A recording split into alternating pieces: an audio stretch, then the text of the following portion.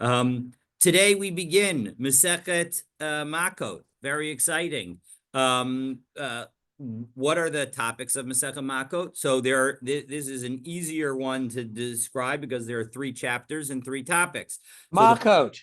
what? Yes, and that is interestingly enough, that is the discussion of the 3rd chapter. So it's interesting that the Masechet has its name from the 3rd chapter, but the 3rd chapter does seem to be the majority, or at least a significant portion of the Masechet. And so as a result, maybe it's not necessarily a majority of the Masechet, but it's the largest individual chapter. So that would be one reason why it would be called Makkot. But the Rambam suggests that actually the reason that it's located, this Masechet is located here. Often the Masechtot are ordered from the longest to the shortest within each Seder, but this is an exception to that rule. And it's because of the Makkot, because of lashes, because when we saw in Sanhedrin, indeed the first Mishnah in Sanhedrin noted that you need a Beit Din for lashes. So having mentioned lashes there, and the fact that you need Beit Din for lashes, so as a result, that's why this Masechet follows here. Let me share my screen. I just realized I didn't do that. So that's point number 1. Now, in terms of why we're going to actually begin with Eidim Zomimim before we get to Makkot, and to lashes. So the Ritva explains that before we get to that, we first address Eidim Zomimim because that is the topic of Chumash when we learn about lashes.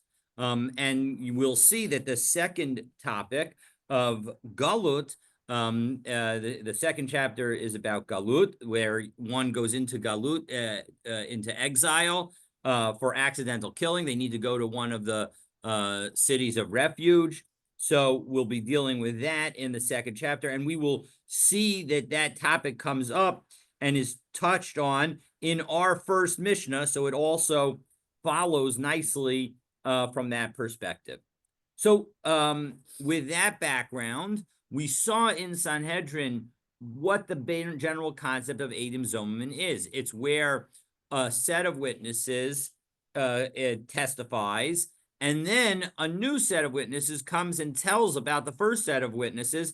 They could not have seen what they saw because they were with us at the time. Now, this is on some level a unique situation because one could say, here's 2 people who testified.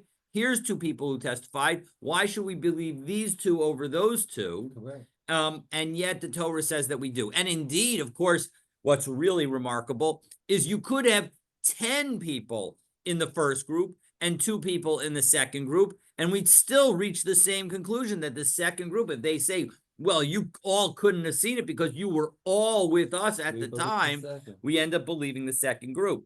So that is the story with respect to sort of the general concept of Eidim Zomimim.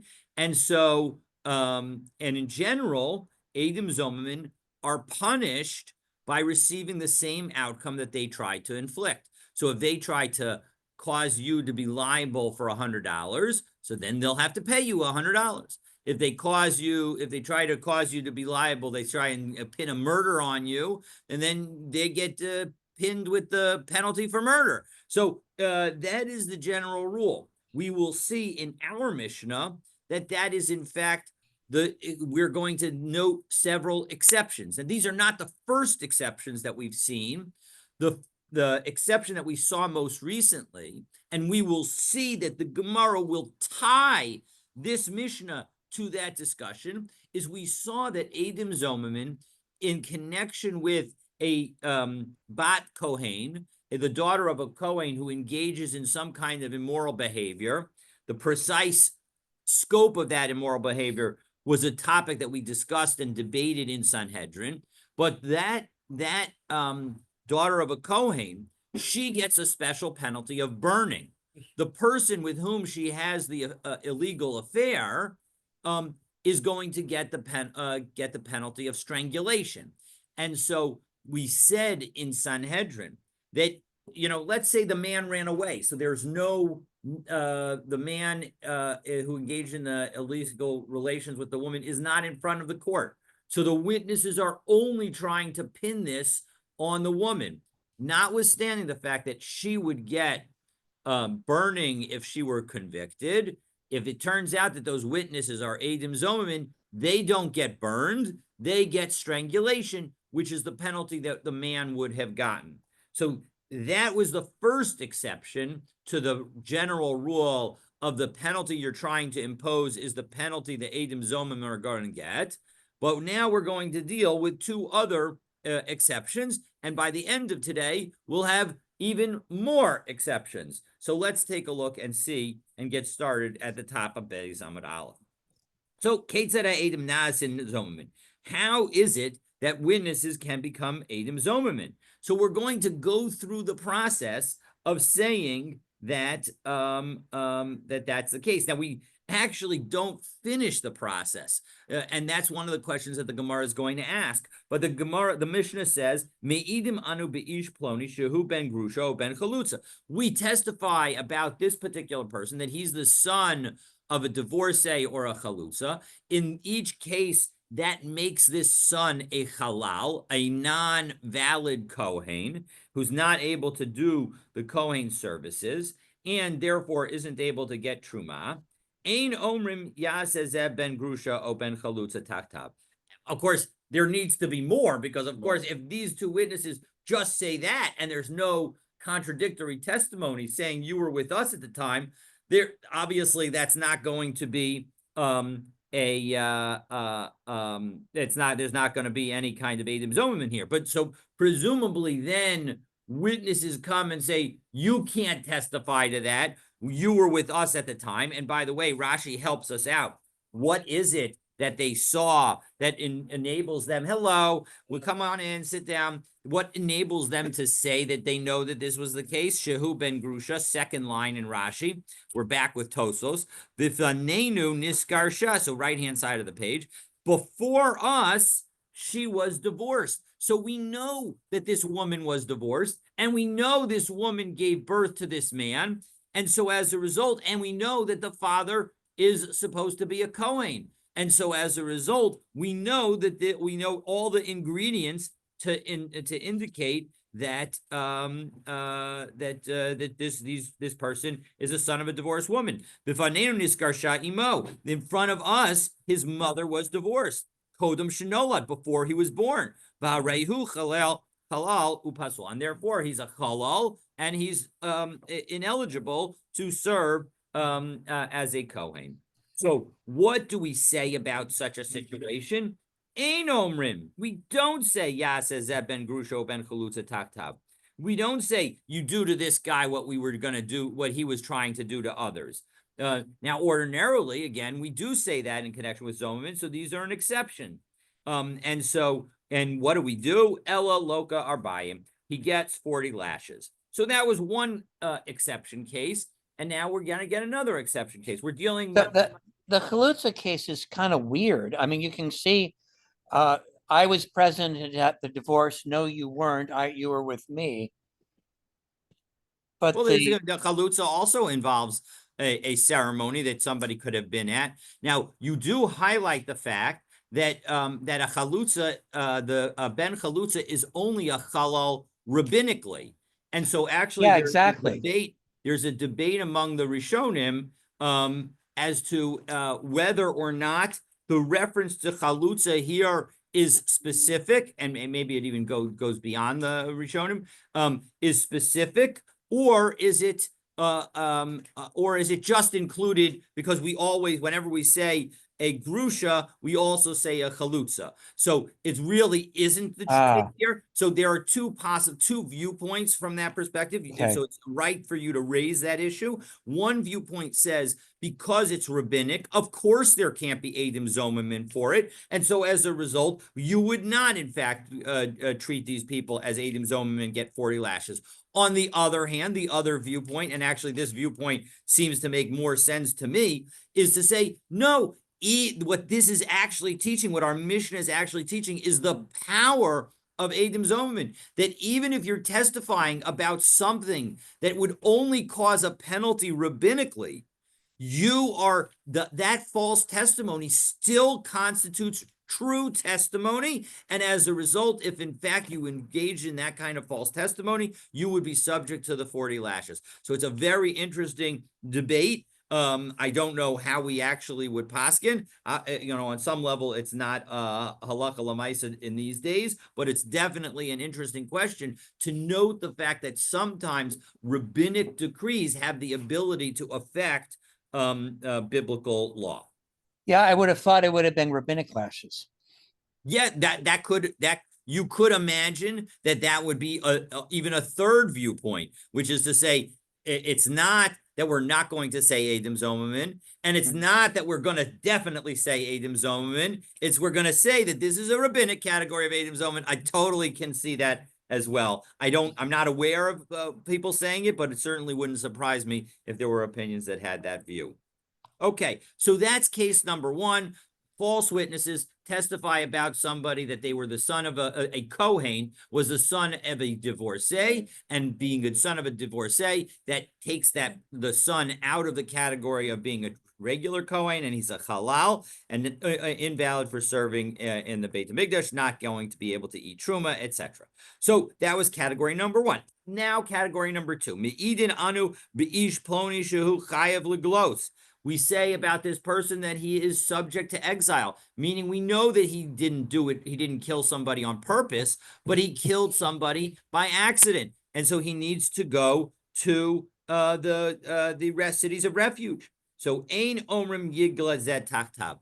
And now it turns out that those witnesses were false witnesses. And so again, we might have thought that we should apply the same penalty to these people as we would apply to the person that they were trying to accuse. And we say, we don't, ela loka arba'im, we give 40 lashes. Now, you may be thinking, hey, I don't understand.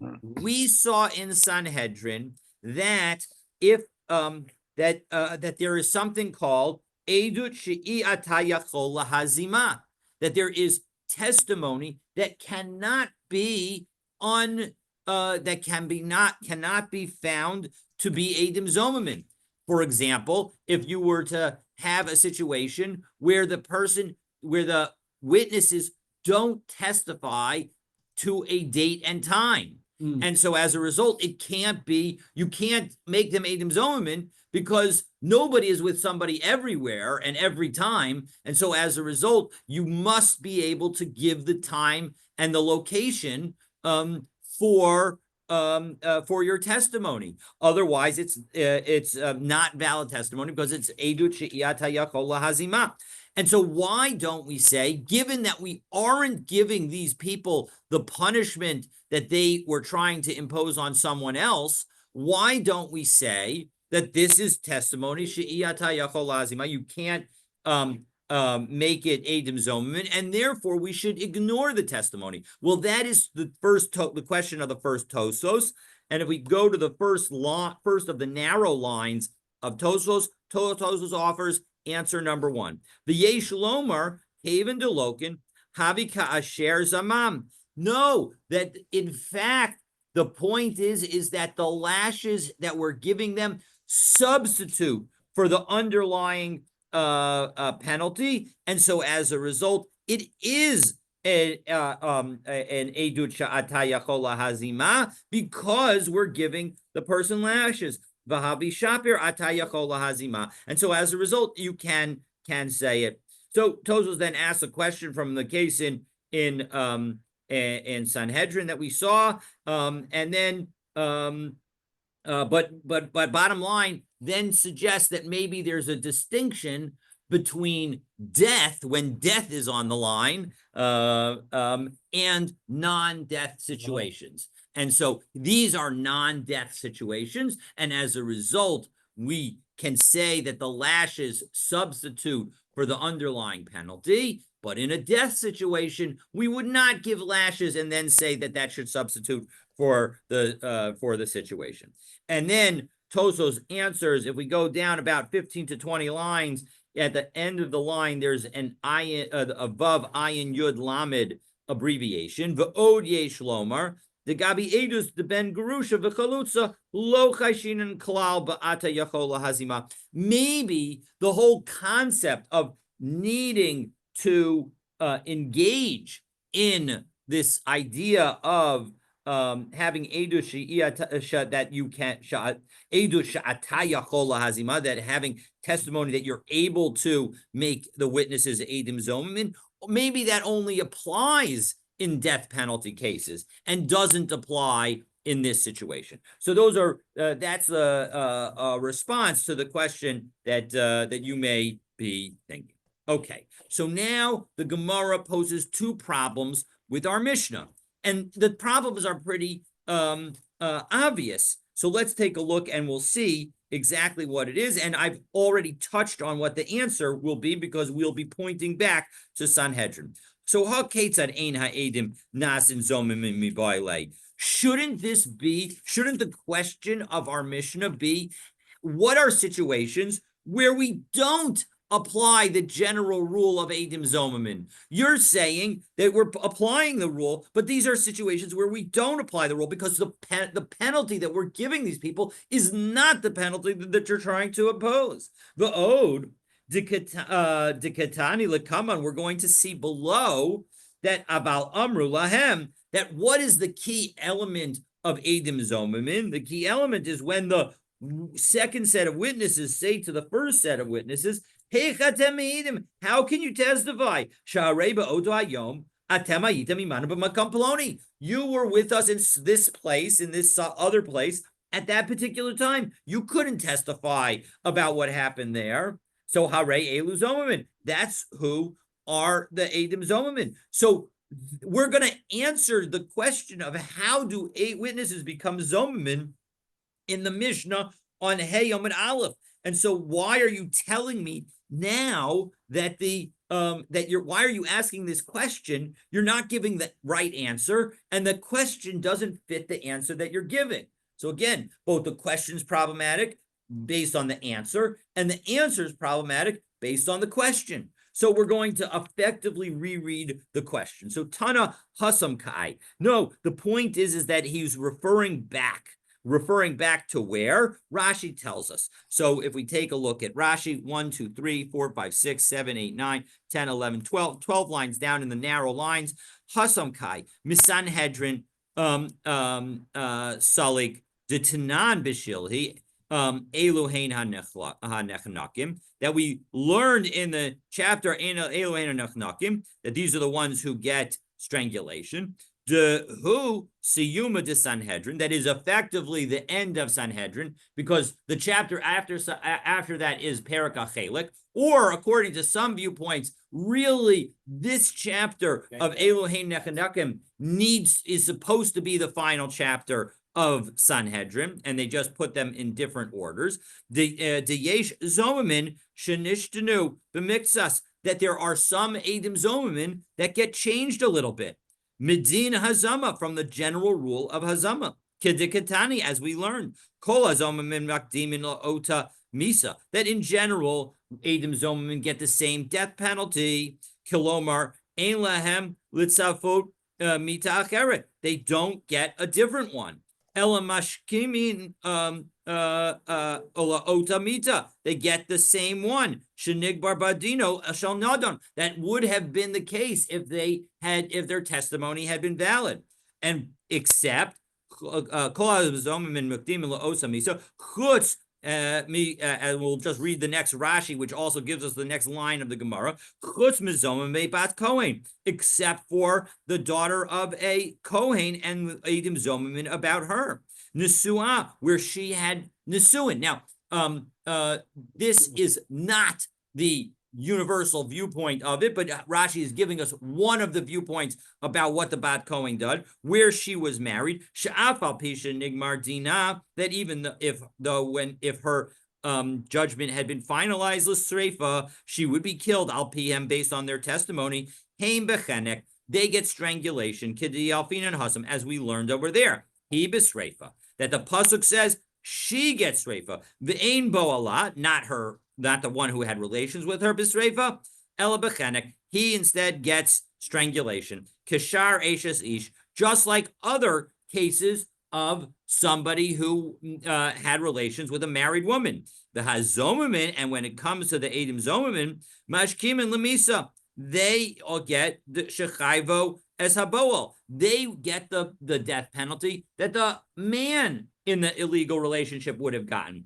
Kidiksiv kasher zamam la'asos la'achiv, because when it talks about what Edim Zomamin get, it says that they get the penalty that they tried to do to their brother, implying their brother below alachoso and not their sister. V'ka'amar hacha od yesh zomamin acherim. And so what we're saying here is we've got more edim zomamin than just that particular case. She'ein mekayim behen din hazama kalal, that we don't apply the general rule of the of edim zomin. Ela malkus, rather we apply malkus. The Allah mefarish. And on that, we're going to explain. Ketzad osan ha'edim she'ein mekayim behen din hazama nasin zomin. What is another case of witnesses that we don't apply the law of hazama if they get made into edim zomin? So me'idim anu. So that's the testimony that we're going to be discussing. So let's go back into the Gemara, and with this background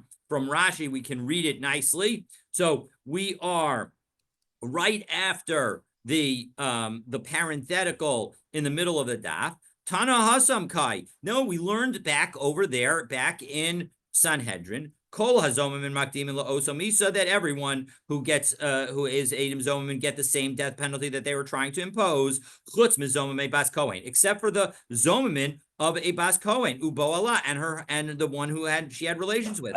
Jain Makdim and La'osamisa. We won't give them the same death penalty that we were going to try and give her. Ela lemisa acheres, we give them a different one. The yesh edim zomamin, and there are other edim zomamin acherim she'ein osin bahen din hazama, where we don't apply that same law. We don't make them edim zomamin kol ikar, like the full set, meaning we don't apply the same general rule, but at all. Ela malchus abrahim, but rather we give lashes. Ketzad, what's an example of that? And that's the ketzad that we're talking about at the beginning of our Mishnah. Ketzad, so me'idim anu be'ish, and the answer is me'idim anu be'ish ploni. We testify about this person, shehu ben grusha, that he is the son of a grusha, o ben chalutza, or the son of a chalutza. Ein omrim yaseh zeh ben grusha o ben chalutza. Just as our Mishnah says, now our Gemara is just repeating that same language, that we're not going to make him as if he was the son of a grusha or a chalutza, even if the witnesses was a Kohen. Tak in his place. Ella lokas arbayim. Rather, we give him 40 lashes. And so now we understand, because what we're really asking is, hey, we saw back in Sanhedrin that there's an exception to the rule that you will give the penalty, the same penalty. So let's talk about that topic now at the beginning of Makkos, and tell me other cases where we don't give the penalty. And so that's what we're doing. So now, Minahani Mili, how do we know this? How do we know that when it comes to a Ben Grusha or Ben Chalutza, that we don't apply that same penalty, that same category to the witnesses, even if they're Kohanim? So, Amar Rabbi Yeshua ben Levi, to Amar Krab, because the Torah says, Ma'asisem lo kasher zamam, lo v'lo lizaro. So you do to him what you were going to testify. So what is this testimony really about? Meaning, who is the one who engaged in the illegal action that caused this person to be a halal? It's his father. His father is who we're really testifying about. And so as a result, the only thing that you can do to the witnesses is to do what they were trying to do to the father. And the answer to that question is the father doesn't become a halal just because he married the divorcee. So, and we don't apply to the witnesses what they're trying to do to his children. The lifsiluhu, so continuing, v'lifsilu l'didei, v'lo lifsilu zarei. So all right. So maybe what we can do is say about the witnesses that will only make them puzzle, but not their children. No, but that doesn't work either. Because be'inan kasher zamam lasos, meaning veleka, we need to have that they're doing exactly the same thing to the witnesses as they wanted to do to the accused. And here, since the accused would have his children punished, and now we're not, so as a result, there's no guarantee that so we can't do the same penalty. We can't adjust the penalty to make it just on them. So as a result, that is why we have to give lashes instead. So that's answer number one. Now we're going to try and give a different answer, but in the end, the Gemara is going to reject that answer, and then we'll move to the second case of the Mishnah, the case of Galut. So Parpada Omer, Parpada suggests the following: Kal v'chomer. Maybe we have a Kal v'chomer. That when it comes to somebody who engages in this improper behavior, he disqualifies the offspring, but he does not become disqualified himself. He's not disqualified himself. But one who seeks to disqualify somebody, meaning we're trying to disqualify, the witnesses are trying to disqualify the son. And they don't actually disqualify him because they become Eidim Zomimim, Eino Din Shelo Yischalel. Isn't it certainly the case that they should not themselves become disqualified? So Maskiv La Ravina, Ravina says, no, that logic does not work. Because if you were to use that logic, then Eidim Zomimim in general would be undermined. Im Kain, Bital to Torah's Eidim Zomimim. Using that language, you have eliminated the whole concept of Eidim Zomim. Because what could Eidim Zomim say in a classic death penalty case? Uma hasokel eino niskal. Now, when it comes to the false witnesses, if they actually succeed in getting somebody stoned, we know that the rule is that if the false witnesses actually finish the job and the court kills the accused, this is remarkable. Then, and now two witnesses come and say, you could not have seen that. You were with us at the time. What happens to the Eidim Zomim? Nothing.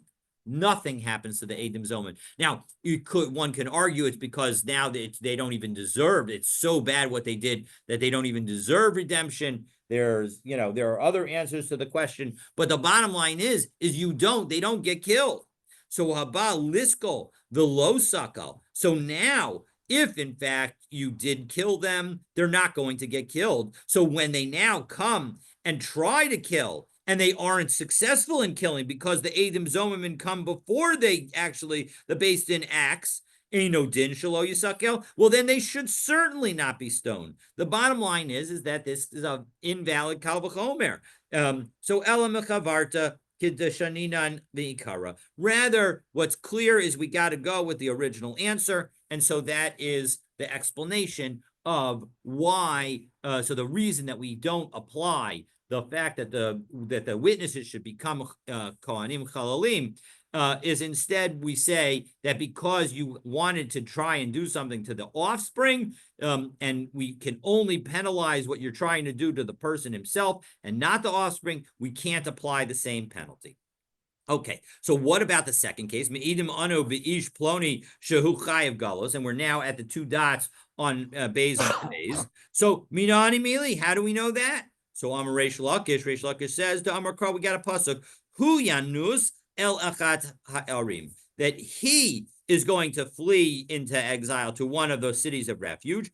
Who below Zoamin? The implication is only him. And what does the him come to exclude? It comes to exclude Adam Zomamin. Rabbi Yochanan Omer Kal V'chomer. Rabbi Yochanan says, no, we can make it a Kal V'chomer. Umashu, we don't need to learn it from a specific word in a specific pasuk. Umahu sha'asa ma'aseh b'mezid. When it comes to somebody who acted intentionally and killed somebody, Eino Gola, he's not going to be exiled. Hain. When it comes to these false witnesses, Shalo asu ma'aseh b'mezid, they didn't do an act intentionally, because we are about to see that testimony is not considered an act. They did testimony intentionally, but they did not do an act. Aino din shalo yiglu. Well, then they certainly should not be exiled. But vehi no tenet. But 1 second, you could argue the exact opposite. Who sha'asa ma'aseh b'mezid lo ligle. When it comes to a killer who does not, who acts intentionally and doesn't go out to exile, because it's not going to serve as any kind of atonement for him. When it comes to them, they didn't do an act intentionally. So nami liglo, why not let them get galut? Maybe maybe that could be a sufficient atonement for them. So your entire Kal V'chomer falls away. Ela mechavarta k'de Reish Lakish. So as a result, what's clear is we have to go with Reish Lakish's answer. Okay, so now the Gemara asks about the source for lashes for Adam Zomim. So again, we've now come up with the source for why in these two specific cases we don't apply the same penalty. And now, but we didn't explain how do we know that lashes is appropriate. So Amar Ula, remez le'edim zomimin min Torah minayin. Where is there a hint for Adam Zomamin in the Torah? Now, of course, the Gemara immediately pounces. Remez le'edim zomamin? What are you talking about? A hint about Adam Zomamin? The whole law of Adam Zomamin is explicit in the Torah. V'haksiv v'asisim lo kasher zamam. You have to do what they plan to do. So that's totally there. So no, what he means is Ela remez le'edim zomamin shalokim in a Torah minayin. How do I have a hint in the Torah that in fact false witnesses will get lashes?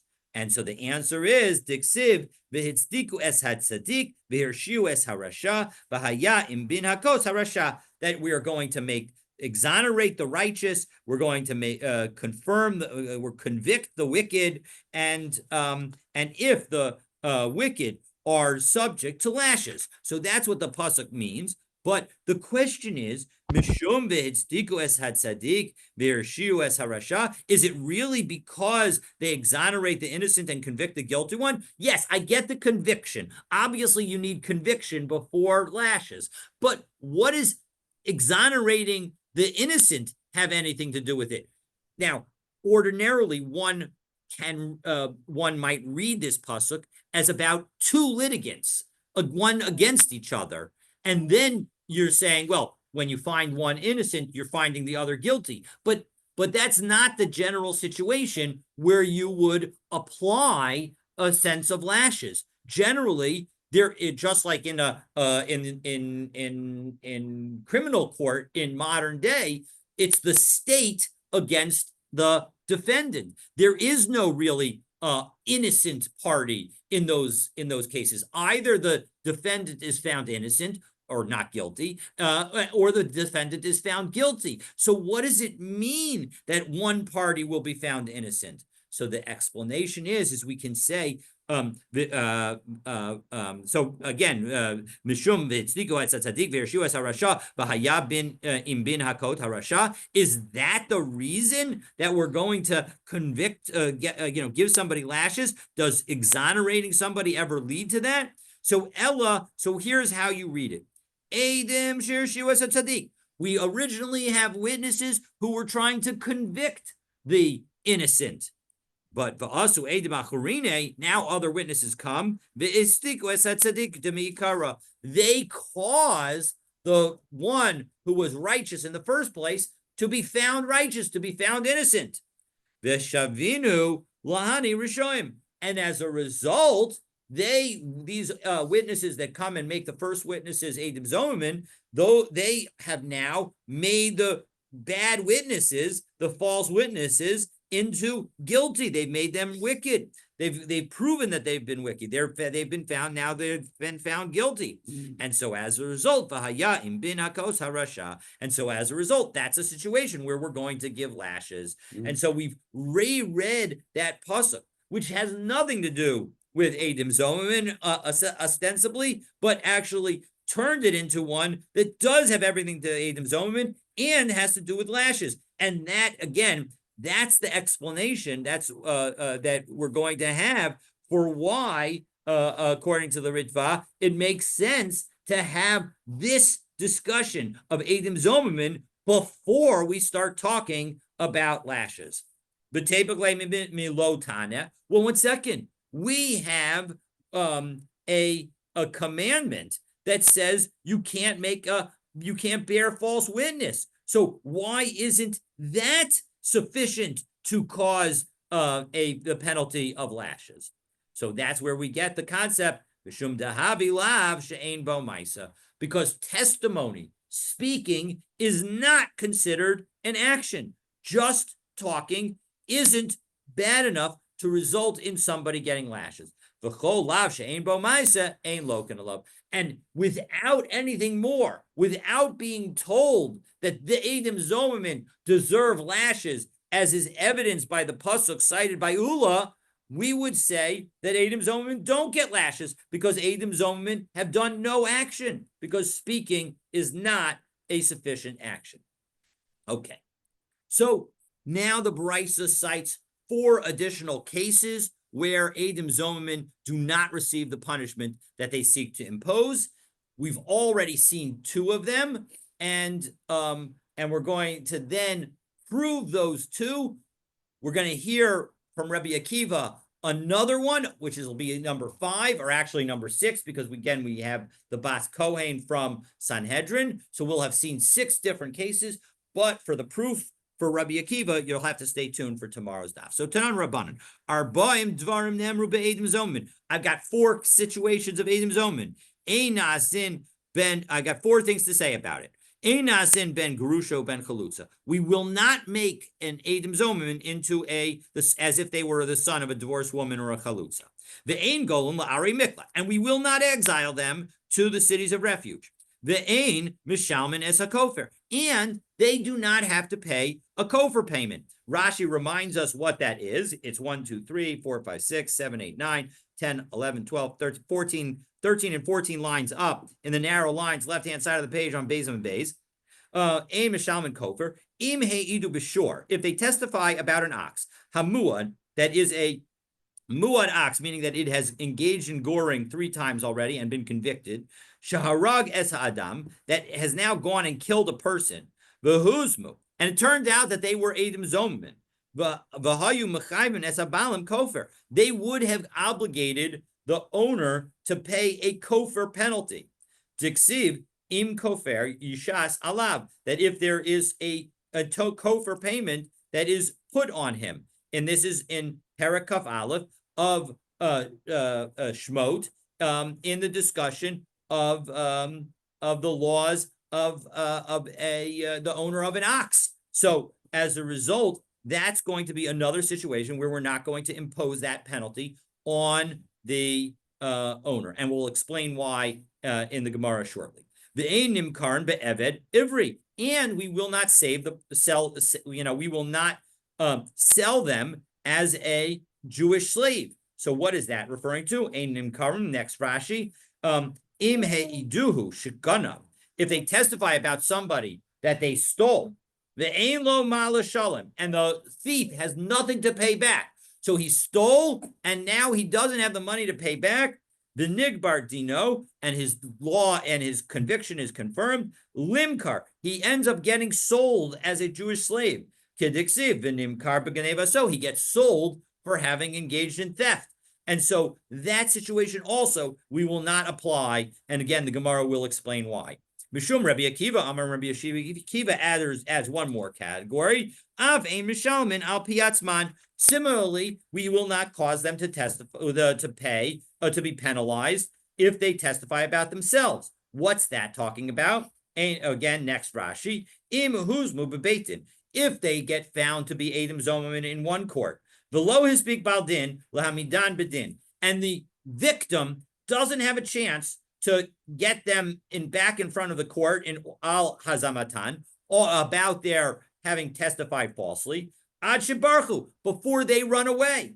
Ubo based in acher, and now they come to another court, v'hodu, and they admit what they did wrong. Shehuzmu bebeitin ploni, that they were found convicted of being false witnesses in a specific court.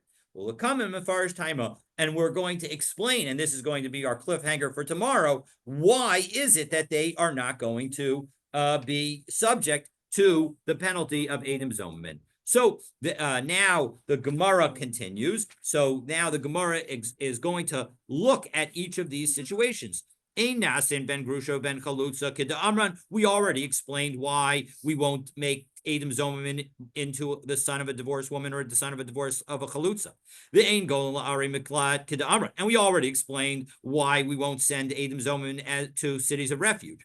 The ein mishalman es a kofar. Now we're also going to, now we go to the third one, where they're not going to pay kofar. Why not? Kasavri kufra kapara. That the analogy, the similarity of the words is that the kofar payment is meant to be some kind of atonement. V'hani lav b'nei kapara ninhu. And these people, the witnesses, are not subject to atonement for having killed somebody. Because if we take a look at Rashi, second to last narrow line, kofra kapara, l'chaper al zeh shaharag shoro. He has to atone for the fact that his ox gored and killed somebody. Shoro as adam, that he killed a person. Vahani, and these witnesses, la b'nei kapara ninhu. They don't have to atone for that. Shalo harag shoram adam. Their ox didn't kill anybody. So as a result, that's why they are not going to be subject to this kapara payment. So Montana kufra kapara, who is it that says that kofar is an atonement payment? Because that isn't a universal viewpoint. Amar Rav Chisda, Rabbi Yishmael ben Osho, Rabbi Yochanan ben Broka. It's Rabbi Yishmael, the son of Rabbi Yochanan ben Broka.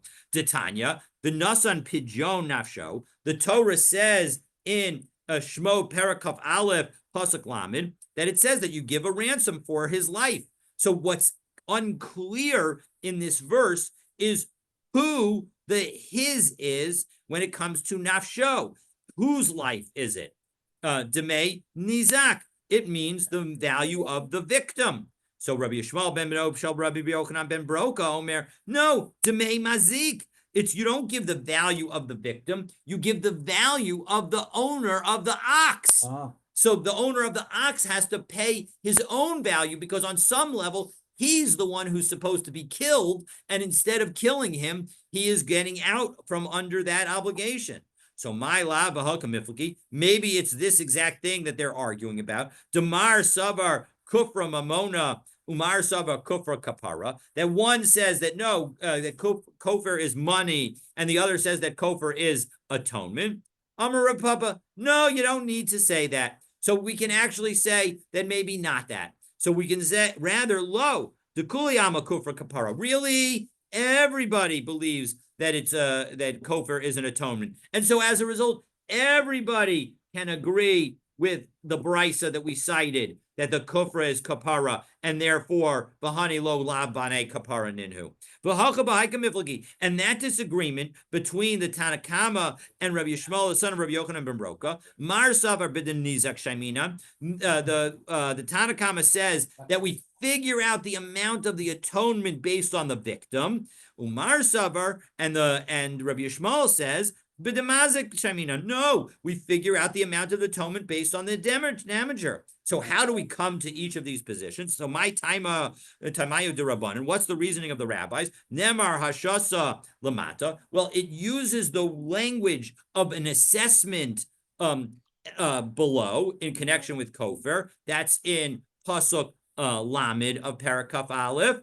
And the Nemar Hashasa Lamala. It also talks about an assessment above in connection with the earlier verse in Pasuk Kaf Bet, which deals with a woman who gets hit in a fight and she's pregnant and she loses her child and the fetus dies and they assess the damage that was done. And there, it's clear that that assessment is of the victim. So Malahalam b'denizak, there it's clear that it was the victim who gets assessed. So Afkan b'denizak. So to here, you get assessed based on the victim. The Rabbi Yishmael, and according to Rabbi Yishmael, why do we pay an atonement based on the value of the owner of the ox? Because he points out v'nasan pidyon nafsho. See, he's trying to ransom his life. He's trying to ransom himself. And so that refers to the owner of the ox. So Rabbanan, why don't the rabbis like that? Isn't that a very strong argument that Rabbi Yishmael has? Yes, you're absolutely right. Pidyon nafsho ksiv. It does say pidyon nafsho, and that nafsho is actually referring to the owner of the ox. But miu ki shaiminan benizak shaiminan. But when it comes to figuring out how much the assessment is, you're right that it's an atonement for the owner of the ox, but the atonement amount is based on the value of the victim, because we just said that the word assessment is used above by the victim, and so too here it must be an assessment of the victim. Okay, what about that fourth case where it said that not being sold as a slave, so Sabarav Hamnuna leMeimar. So Rav Hamnuna thought the following: Hanimili, maybe when we said that we don't sell them as a Hebrew slave, that's only Heicha de Isleg L'Didei. That's only when the victim, when the accused had money and he wasn't going to go into slavery anyway. Demigo de ihu lo nizdabin, that because the victim wasn't going to get sold, inhu nami lo mizdabnu, then that we also aren't going to sell the Edom Zomerman. But maybe if the victim, the accused, does not have enough money and therefore would have been sold into slavery, maybe we will cause the Edom Zomerman to go into slavery even if they have money. The lame roulette. Well, in second, maybe those witnesses should be able to say, "Ant habalach mi haba mizdabnot." 1 second, if you had the money, you wouldn't have been sold. Anan namilo mizdabninan. We also shouldn't be sold. After all, we've got the money to pay ourselves out of the problem. We can pay you the damages that we were trying to cause you. Well, when we swore falsely and testified falsely about you. But, and so as a result, we shouldn't get sold. So as a result, Rav Hamnuna thought, Hani mili heked de islay od l'didei o l'ditu. So maybe as long as either the victim has money or the witnesses have sufficient money to pay back the accused amount of theft, that we will not send them into slavery. Maybe we will sell them into slavery when nobody has any money, when neither the victim has money and the accused, nor the witnesses have money. So as a result, nobody's able to pay their way out. And so as a result, maybe in that situation, we would sell them into slavery. So Amrle Rabba says, no, sorry, you're not right. V'nim kar b'geneva. So what does it say? It says that he's Amar Rachmana. The Torah says that he should be sold for his theft. B'geneva, so his theft, below bismamo, but his theft, but not for Edom Zomerman. And so as a result, we have now seen that in connection with each of our cases, there are verses that are going to so we've seen actually in 3 of the 4 cases, there are verses that clearly indicate that we are not going to apply the same penalty to these Edom Zomerman that they were trying to impose. And in one case, it's not psukim and the wording of the psukim itself, but rather the concept of atonement. And they don't have anything to atone for because they don't own an animal that killed somebody. So they don't have that same atonement. So in all four cases, we're not going to apply. What about Rabbi Akiva's case? What about the case where Rabbi Akiva said that if somebody, if they end up testifying about themselves, that they aren't going to get the penalty of Eidim Zomim? So for that explanation, you'll stay tuned for tomorrow's daf. Have a wonderful day. Hold on just a second. We'll finish the recording. And then, do you have a question, Charlie? No. Okay.